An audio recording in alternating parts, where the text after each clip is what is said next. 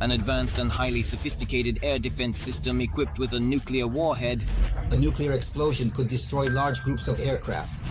An air defense system capable not only of protecting the sky, but also striking ground targets. Everyone, please leave the bridge immediately. It is precisely this that many call the executioner of the Russian A-50U aircraft. It knocked out the wings, such a wing, empty inside. All this is about the Soviet S-200 anti-aircraft missile system.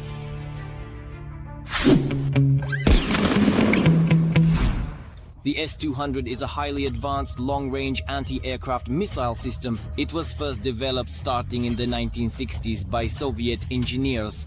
At that time, the missile range reached up to 180 kilometers, after which the system underwent a series of upgrades that significantly increased these figures. This complex has been modernized multiple times.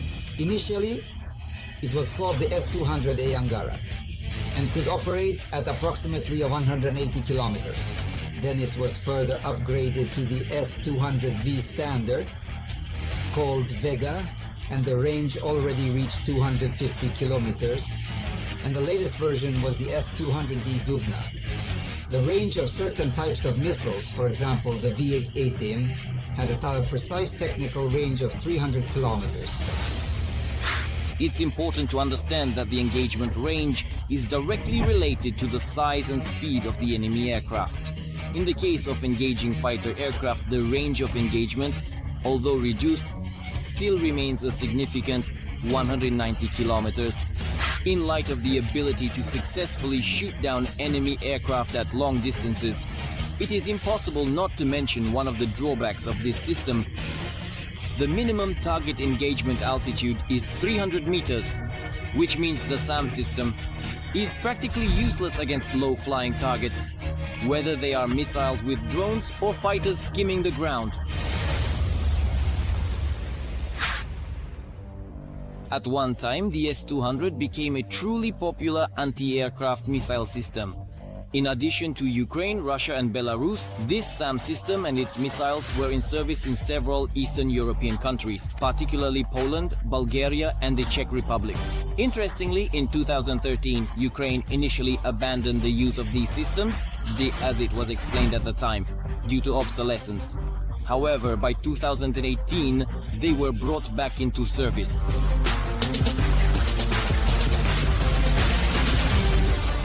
The size of both the system itself and its missiles is impressive. The length is 11 meters.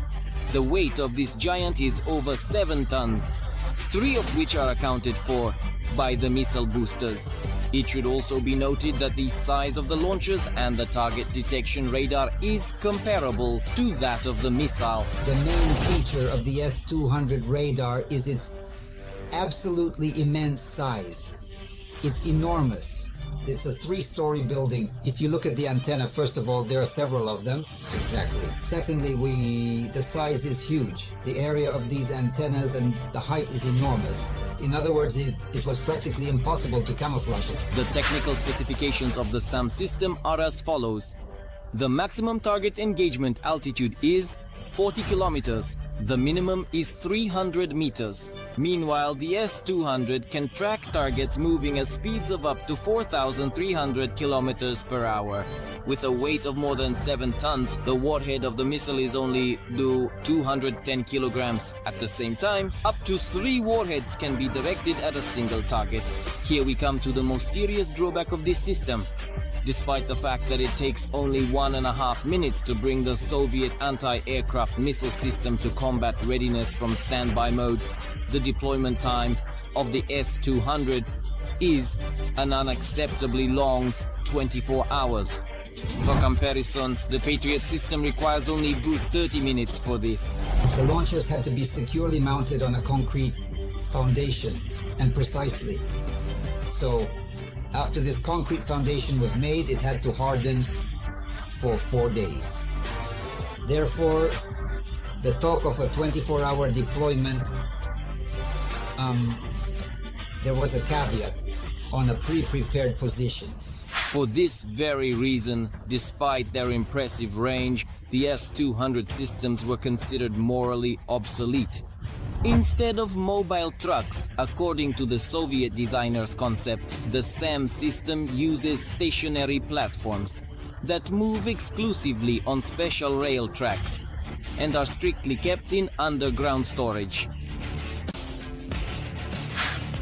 It would seem that such static nature negates the possibility of hitting fast targets like the Russian A-50U aircraft in the sky over the Krasnodar region.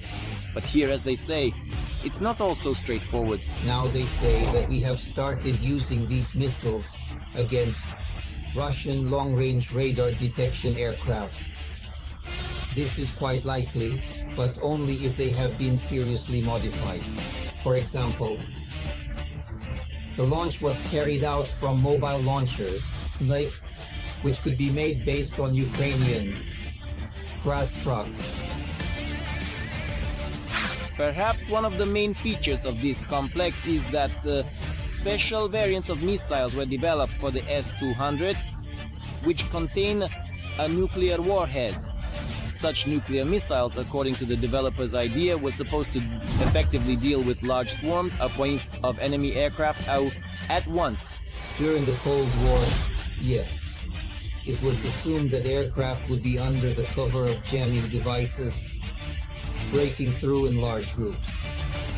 That's exactly for this purpose, either to break through at high altitudes, but in dense combat formations, in order to disperse at the last moment. Yes, but breaking through dense combat formations. The shockwave from the detonation of a nuclear warhead in the air could potentially and significantly destroy dozens of aircraft flying several kilometers apart from each other.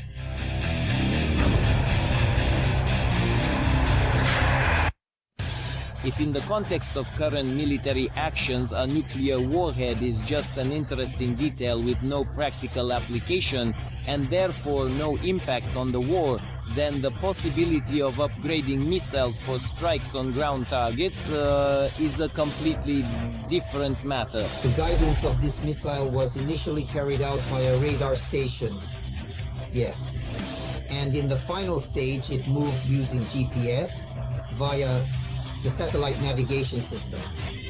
Naturally, this required the missile to be retrofitted, reworking its navigation and guidance systems. In addition to the upgrade in the form of satellite communication, experts note two more important aspects: mobility, which is achieved thanks to the previously mentioned Kras trucks, and the increase in the missile's warhead.